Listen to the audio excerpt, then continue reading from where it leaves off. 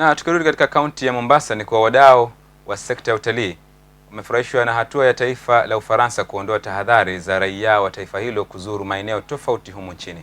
Kama inavyotuarifu mwanahabari wetu Sofia Mwakio, tahadhari ya watalii kuzuru maeneo ya kaunti ya Kilifi na Lamu inaashiria kuimarika kwa sekta hiyo.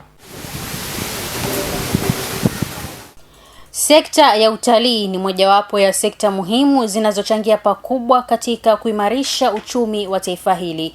Hata hivyo, visa vya utovu wa usalama vimechangia kwa sana katika kudorora kwa sekta hiyo, hali iliyopelekea mataifa tofauti ikiwemo Uingereza na Ufaransa kutoa tahadhari kwa raia wa mataifa hayo kutozuru maeneo tofauti humu nchini.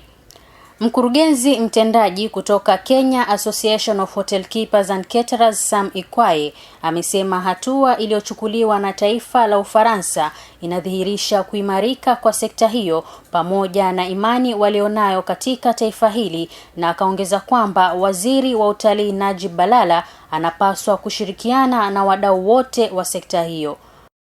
Nzuri, na tumepata habari nzuri leo kwamba pia Ufaransa imeweza kuondoa sasa tahadhari zake kwa maeneo ya Kilifi hadi Lamu. Ikiwa itaweza kuangaziwa vizuri na kuweza kuuzwa, ni kwamba tutaweza kuwa na ongezeko la watalii ambao wataweza kukuja. Vile Ikwaye amepongeza hatua ya waziri Balala ya kuhakikisha kuwa ndege zinazojulikana kama charter zitaweza kutua tena katika kaunti ya Mombasa. Zile charter flights ambazo zinaleta watalii, ikumbuke kwamba walipoacha kuja Kenya walienda katika maeneo mengine ambapo walipatiwa zile incentives. Kwa hivyo ili kwamba tuweze kuwarudisha hapa, ni muhimu kwamba tuweze kuwapatia incentives. Vile kumetolewa incentive ya $30 kwa kila kiti, kumaanisha kwamba zaidi ya kupunguzwa kwa zile ada za kuland, ni kwamba watalii pia zile ndege ambazo zinaleta watalii zitaweza kupata ile inaitwa rebate ya $30 kwa kila kiti.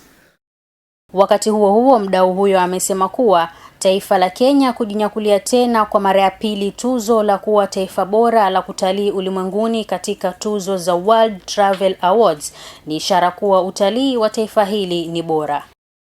Hii ni mara ya pili ya kwamba Kenya imeweza kutoliwa hasa kama beach destination nzuri, ikiwa kwamba tumeweza kushinda destinations zingine ambazo kuna ile competition ambayo tunakuwa nayo, na hiyo inaashiria kwamba utalii wa Kenya ama product ambayo tuko nayo, unajua yetu, bahari yetu, mazingira yetu, ile tunaita God given nature, ni kwamba tumeweza kupatiwa, is very natural.